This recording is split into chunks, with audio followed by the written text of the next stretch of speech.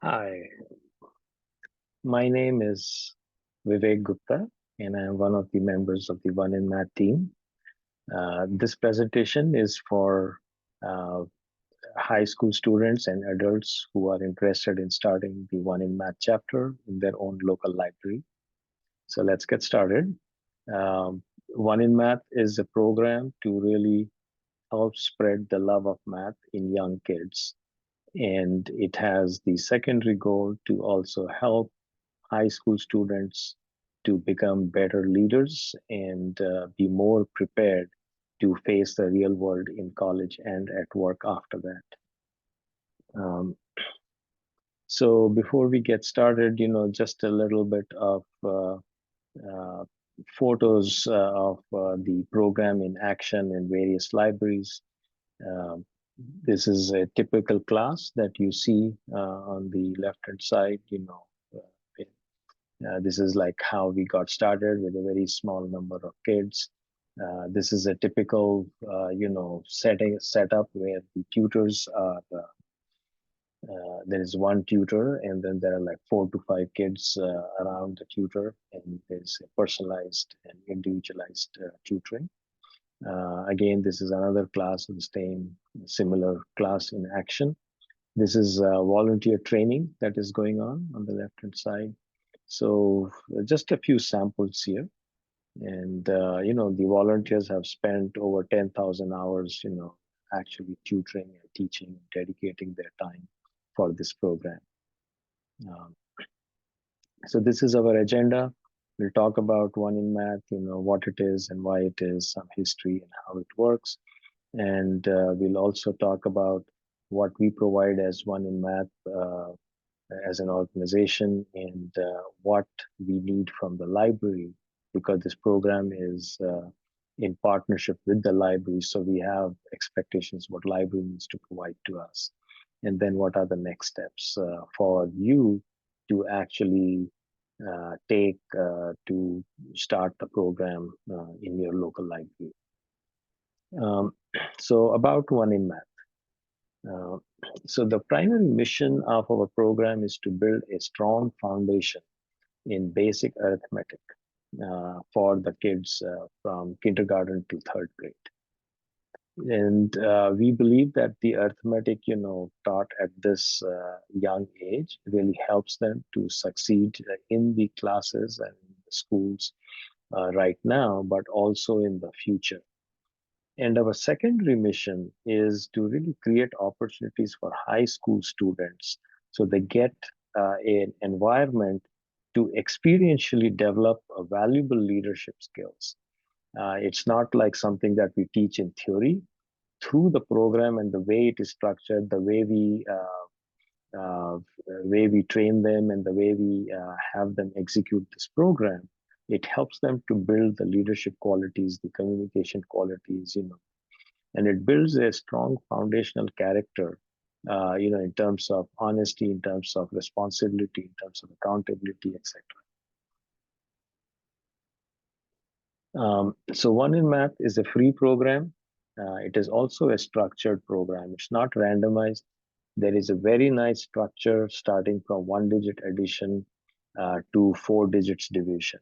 And goes in a very sequential, flow. It's a continuum. And it's, of course, run by the high school volunteers. It's for students kindergarten to third grade. And I said we teach addition, subtraction, multiplication, and division from one digit to four digits. These math sheets that we have designed, they sometimes look simple, but they are designed with scientific techniques embedded in it so that it helps the kids to learn the patterns, to recognize the patterns, then be able to recall these patterns from memory. And then, we have a lot of repetition and practice to really strengthen so that they know the facts, on their tips of their tongue. This program is offered twice a year in fall and in spring. And it's a class that is held once a week for 1 hour. And it's around 10 to 12 weeks per session. It's also important to know what one in math is not.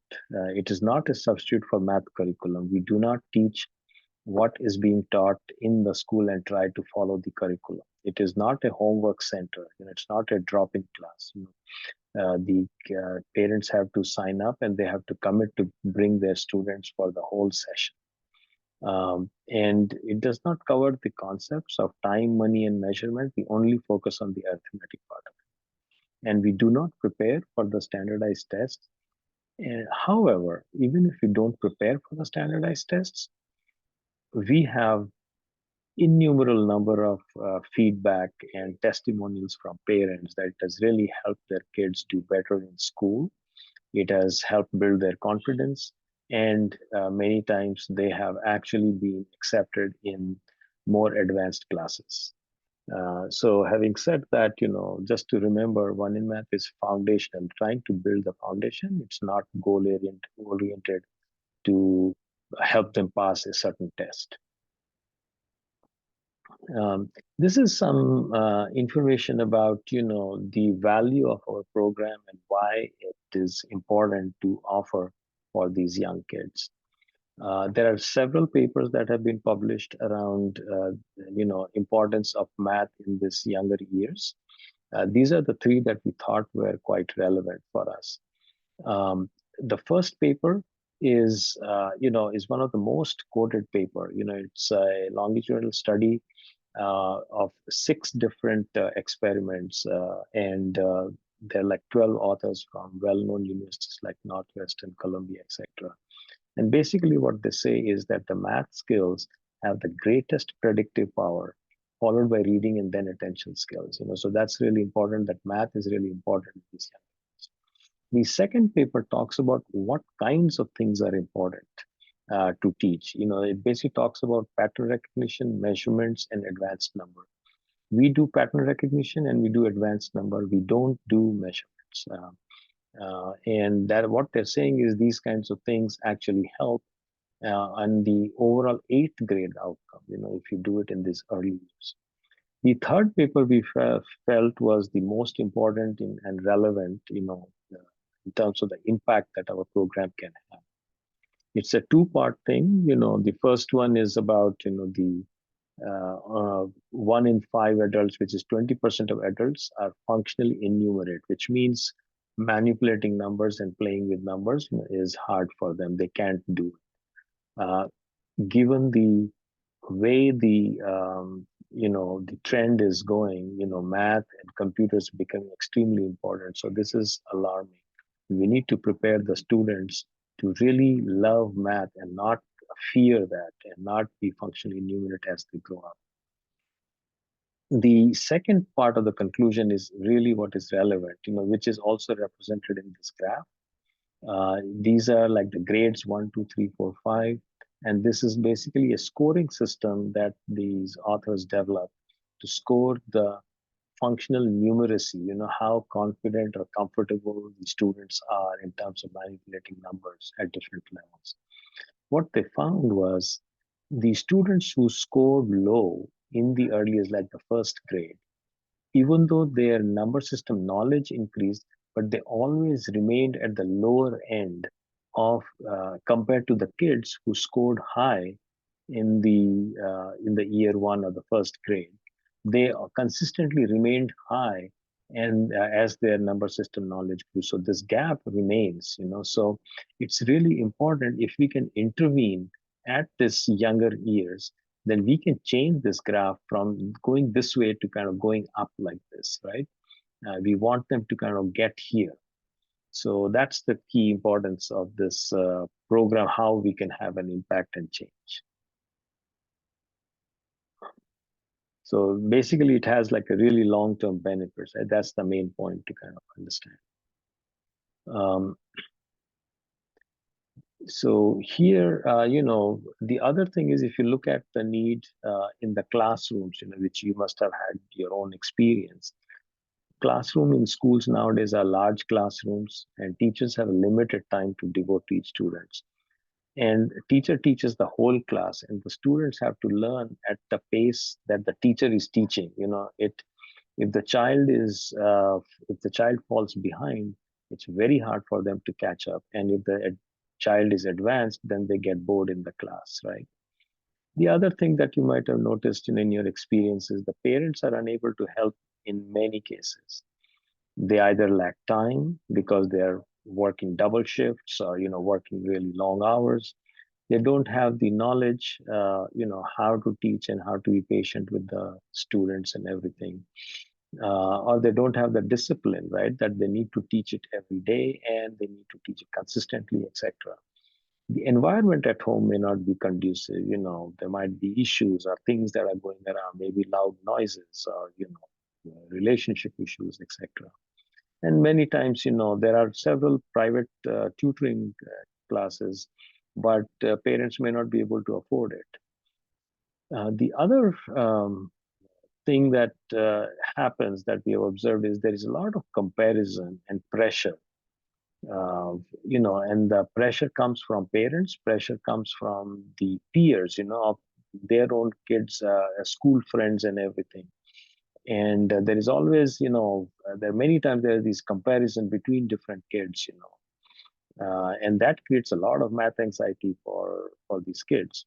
And what happens is, because of all of these things happening, kids' preferences get locked in the middle school, and they get biased, and they don't choose math. They choose arts, because they are not confident in math. They don't like math.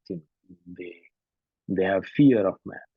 And as a result, there has been a study by Education for Global Leadership, and they have said that only 16% of high school students are interested in STEM career, which is actually quite low if you think about it. So the third need for our program is, if you look at the large scale, at a 10,000 foot level, the impact that it can have on the economy and the United States.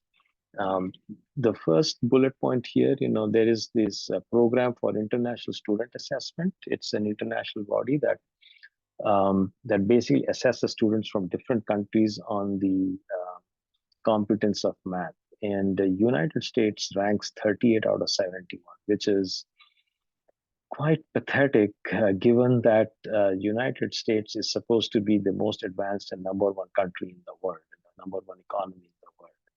Imagine what's going to happen 20 years later when these kids are growing up and they become the working class, and driving the economy.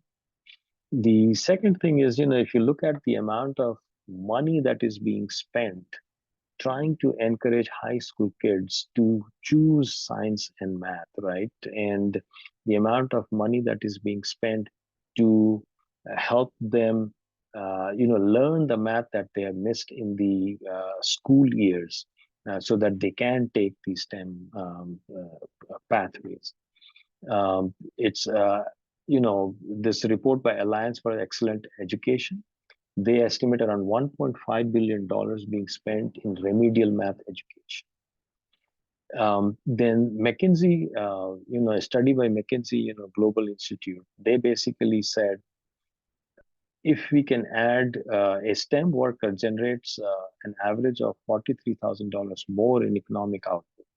And if we can do something about kids choosing STEM, we can add approximately $1.2 trillion a year to the USA GDP, which is huge, right? If you think about it. And of course, there is no comparison or quantification of economic competitiveness that we need to maintain against other countries so that we can actually remain number one. So that's at a 10,000 foot level, the benefit of this program. All right, so let's switch to history, feedback, and benefits of this program. So just a little bit of the history. We have been running this program. It started in 2010 in San Jose. We have approximately 300, 350 kids who go through each session. So if you look at the overall 2 sessions a year, it's around 500 to 600 kids that are actually, they go through the program every year. And we have approximately 70 to 80 high school volunteers, who actually run this program, and uh, and we are in like 5 different states right now, as you can see in this map, and several awards, so these high school students, who actually are dedicated to One in Math, they have won several awards because of the work on, as part of One in Math program. Commendations from mayors, Daily Point of Light award, which is something that was founded by our president George W. Bush. Youth awards, Rotary Club awards, scholarships, and many other recognitions, etc. And usually once the program is established in a place, usually what we have seen is heavy oversubscription for this program, because this program is very effective. Um, and you can go to this OneInMath/locations to see all the different libraries, where we offer right now. All right, so some feedback. So every semester that we offer this program, we actually run a survey directly from our OneInMath organization. And consistently, if you look at over the last, since 2016, we have a track that this graph is showing. Consistently, 99% of the parents said they recommend the program to others, which is amazing. If you imagine the program, if you look at any business, if you get 60 to 70% recommendations from your users, it's like supposed to be a highly successful program. And this here we get like 99%. This is some more details. All parents say that, hey, it has really helped their child, improved performance in school, increased their confidence, generated more interested in math. No one really has said like it hasn't helped them at all. So that's, I think, consistently, if you see this red line, increased confidence is pretty strong. This is a survey from the volunteers, and the volunteers have also benefited from this program.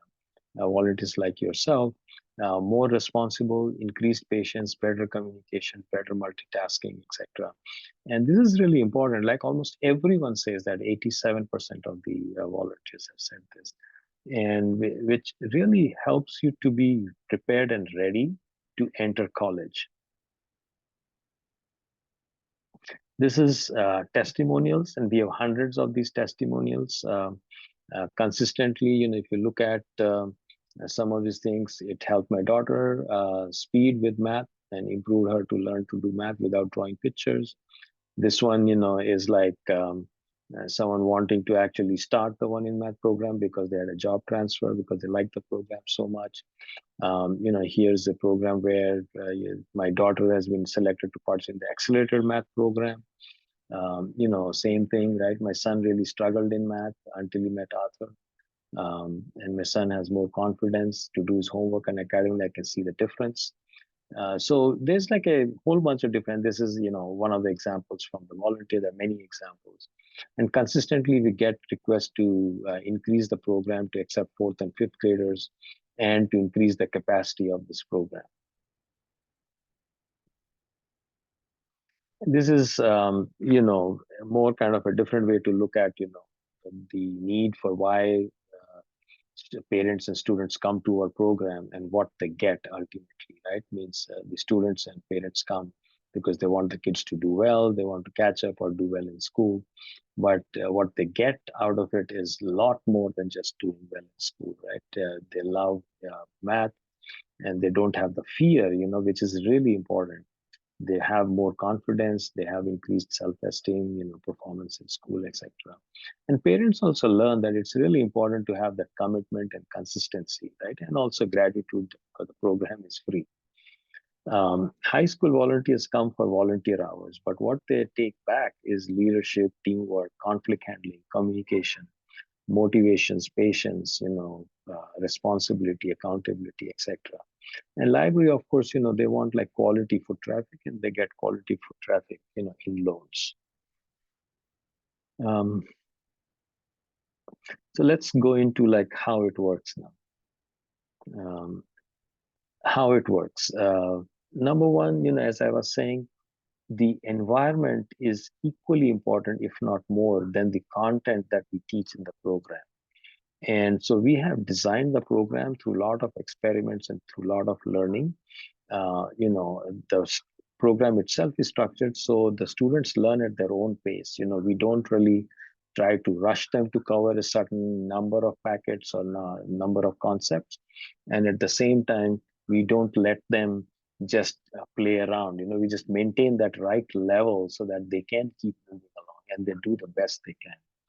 We also create like this group setting. So you see this here, like there's like a group setting. And we do that deliberately so that, if you have one-on-one, many times the kids actually become fearful of the tutor, because the tutor is actually watching them consistently, constantly. And we also mix the grades so that there is reduced peer pressure, so that, the first grader cannot be compared with the third grader, students, those kinds of things.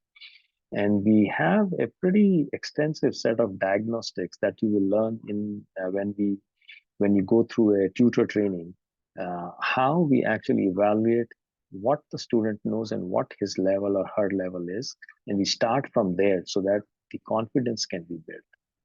And as I was saying, the focus is never on how much they know, but how well they know. We do oral and written evaluations at the end of every packet, at the end of every module, to make sure that they really understand the concept and they mastered the concept before they move on. And we also have like the relationship is really important between the tutors and students. So we keep it consistent. We keep the same tutor for the same students throughout the session. All right. Now let's look at how it happens in class. So I was telling you that the first class is always a diagnostic class. So let's leave that alone. But all the classes after that are regular classes. So the students come, they attend one class a week, and they would have been given homeworks in the previous week. So they bring in the homework, the tutor reviews the homework, and evaluated as to how much they understand the concept. And once done, then the classwork is assigned, and we have a system how to assign the classes, and you will get the training on how to do all these things. And then the new concepts are taught by the tutor, and then the packet is handed to the student to do the classwork. Of course, the tutor is observing and watching, and helping the student where they struggle, etc. And at the end of when the packet is done, again, the packet is reviewed for mistakes. The tutor does an oral evaluation or a written evaluation as appropriate to determine what is the next packet to give, or to repeat the same packet or do something different. And so the homework gets assigned, with the correct packet. The student takes it home and they do the packet at home, and the cycle repeats. We also have videos for certain packets where the students can actually watch the videos to learn more about it. But it's optional. It's really not required. That's what we have. The main thing to take back is, it's a very high touch program, and it's a very active involvement between the tutor and the students. So let's look at the curriculum. As I was saying, there's a lots of math sheets, from 1 to 4 digits, number problems, word problems, and there are 34 modules, 330 packets. It's all available on the website, and it's all free. So if you go to the website, let's go to the website quickly and see. So if I can come here. So if you go to this website, this is our website right here. This one says like how it works or philosophy. There's a parent information fact, common questions that you might want to be interested in going through. Then there is these math sheets, that is what we're talking about, which is actually available. Everything is available for free. It's divided into these modules. like add 0 to 5, 0 to 5, add 6 to 9 to 0 to 5, going right up to division, 4-digit divisions right here. If you look at any of these packets, you click on them, sorry, any of these modules, they're divided into packets, right? So this is 6 to 9, add 0 to 5. The first packet is about adding 1, second is adding 2, 3, 4, in that form. And then certain other things like facts, like sum of 6 to 9, word problems, etc. And at the end of every module, there is an evaluation to make sure that the child has understood the whole module properly before moving on to the next module. So that's usually how these pages are kind of the packets and the material is designed. Let's go back here. Um, so of course, we have pretty sophisticated system to generate a lot of these sheets. There's almost 50,000 lines of code that we have to kind of manage the sheets, math sheets that we have, and also to track the students, how the student is doing, attendance of the students, absences, who the teacher is, etc., etc. So there's a lot that we do to make this whole program work. And this is again, showing you some of these main websites, how it works, philosophy, etc. You can go to the website and learn a lot more about the program.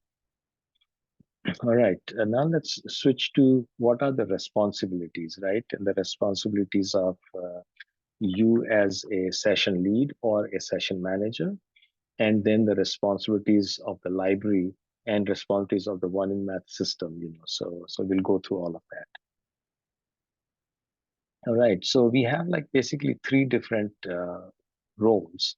Session manager, sometimes we call them program managers, who are the adults. There's one session manager usually per library, and there is a session leader, depending on the size of the number of students. There might be one session leader, or there can be two, or maybe even three. And usually they are high school students. Sometimes they are adults, but usually they're high school students. Then there are tutors. Tutors are always high school students, and we have tutors and floating tutors. Tutors are like assigned with specific students. Floating tutors are not assigned to specific students, but they help out all the tutors and the leads also. So let's see some of the roles of the session leader and session manager. So session leader, is the one like you would actually be approaching the librarian to talk to the librarian. We will actually train you. There is, just like we are going through this presentation, there is a presentation very similar for the librarian, and we will share that with you, and we will walk through that with you and answer any of your questions so that you can be prepared. And we also have um, templates of how to actually write to the librarian, and also maybe, how to talk to the librarian, etc. So you'll talk to the librarian and work with the librarian to help recruit tutors and students. And you would obviously attend, we have the full training program for you as a session leader or for the session manager. And we also have a program for tutors. And you would be giving the training to the tutors, and we will train you how to give the training to the tutors. And you'll of course be supervising the tutors and the substitute tutors, and who's absent, who's present, and assigning the kids and all those kinds of things, etc. You would handle all the tutor student logistics that happens during the class and before and after the class. You will communicate with parents, volunteers, and librarians, attend all the classes, of course, that's really important, and conduct regular meetings. Send us weekly debrief reports. Every week we require that you actually send us like a quick debrief report on what went well, what didn't go well, and what are some of the challenges you're facing. And any help you need, you can approach us. And as you graduate, and you would be given the task of to choosing the session leader who will basically take over from you. Now, the session manager role is very similar, but it is more of supporting the session leaders and the tutors. But that's the main thing, because as an adult, they're really acting as a coach to the session leaders, who are probably high school students. Now, you're mentoring or coaching the session leaders. You're making sure that the quality of the math instruction remains really high and the environment remains positive and conducive. And you're making sure that the follow-ups by the session leads and the tutors are prompt. We expect all follow-ups to be done in 24 hours or less, usually the same day. Ensure all the logistics is executed properly, and you of course will be attending all the training sessions, etc. You will attend all the classes and be ready for setting up the next session. So what do we provide, right? So let's look at all the things that we provide. So we provide, of course, all the curriculum material that you just saw. We provide all the logistics of running the class, right? In terms of into how to run it, all the steps before the session starts, during the classes, and after the classes, etc. A lot of the communications we do in an automated way. So a lot of the communication, you don't have to do anything, but you have to be watchful in case there is a reply or a question from the parent based on these communications that we do. You will respond to that. We take care of all the registrations. We set up the website, the registration forms, and also create the student trackers, etc., so that it will help you to track all the student progress. And we have all the training, and we will provide the training to you, and support for all the volunteers, whichever way you want it. We are always there with you, for you. And I talked about the tracker and also the weekly report of student and volunteer. Usually the libraries require information about how many students attended, how many volunteers were there. So we actually generate those reports. As long as you maintain the student tracker properly, all these reports will get generated and the emails will get sent and you will be copied on. At the end of the session, we do the survey results. We run the surveys and we produce the survey results and we share that with you. And we also generate the volunteer hour certificates at the end for all the volunteers, including you. Now let's see, this is basically a set of things that we do before the session starts, during the session, every class, every week, and after the session ends, just a more diagrammatic way to kind of represent the same things. These are some examples of flyers that we would, generate and provide to you to work with your librarian and to also distribute to any of the local places that you think is useful. This is the flyer for students, for parents to actually register their students. This is the flyer for volunteers, high school students to register to volunteer as tutors, etc. This one is a flyer, that you would use to stick in front of the room outside so that you don't get disturbed by queries from, people walking by. Hey, what is going on in this room? What is this program about, etc. And also it helps us as an advertisement for other, for people to know what is happening so that they can actually register their students and or for volunteers to register to volunteer.